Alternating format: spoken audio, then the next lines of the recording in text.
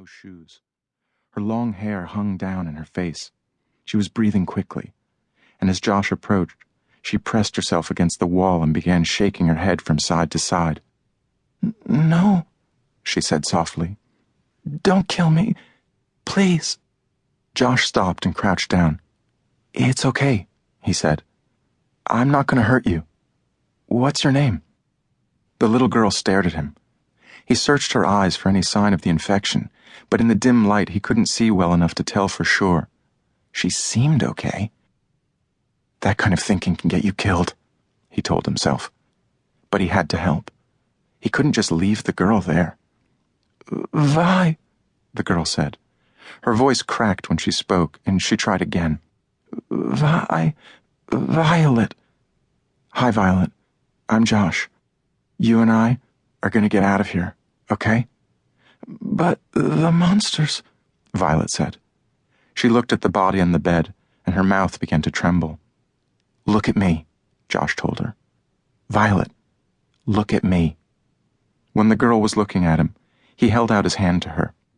"It's going to be okay." Violet hesitated a moment, then took his hand. He helped her to her feet. He could feel her shaking. I don't blame her, he thought. He wanted to ask how she'd survived so long in the hospital without a zombie finding her, but now was not the time.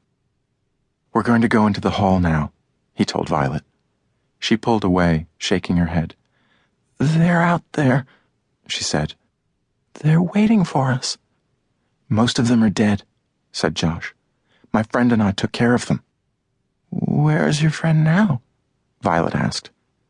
"You shouldn't have said anything, you idiot." Josh scolded himself for his mistake. The fact was, he didn't know whether Firecracker was alive or dead. His comlink had broken during the scuffle with the zombie in the operating room on the 4th floor, and he hadn't been able to reach him since. All he got was static. He hoped his buddy wasn't dead, or even worse, turned. Then he would have to torch him too. The 3rd rule of torching, he thought. You can't bring them back. He pushed the thought from his mind and focused on Violet. He needed her to listen to him, otherwise both of them could end up as zombie food. "We'll meet up with my friend soon," he said, hoping that was true. "Right now, you just have to trust me, okay?" Violet looked into his eyes. Her own were barely visible in the still blinking light. "Oh, okay," she said softly. Josh led Violet from the room, making sure to keep himself between her and the bed so that she wouldn't have to look at the dead nurse. He noticed that the little girl kept her head down until they were in the hallway. Smart kid. "We're going to go to the end of this hallway," he said. "There's an elevator there, and we're going to take it down to the 1st floor and get out of here." "Is everybody dead?" Violet asked. "The nurses? The doctors? All the people?" "Just stay behind me," said Josh, ignoring her question.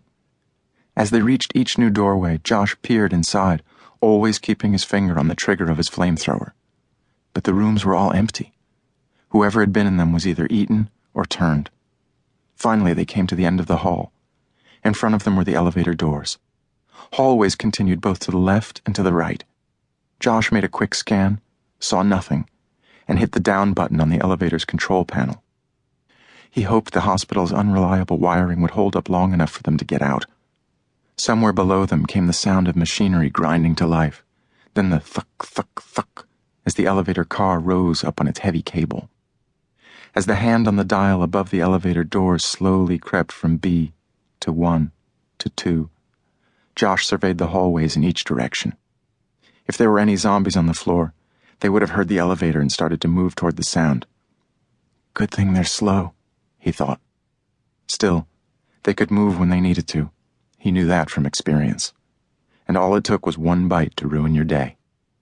The 3 on the dial lit up. "Come on," Josh urged the clanking machinery. "Hurry up." As the dial hit 4 and moved past it to 5, the floor they were on, Josh felt himself relax a little bit. They were almost there. Now he just had to hope the elevator didn't have any riders in it.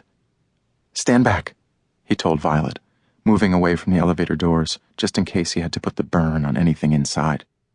Violet obeyed. Then, as the door began to open, Josh heard her call out, "Dr. Rackham!"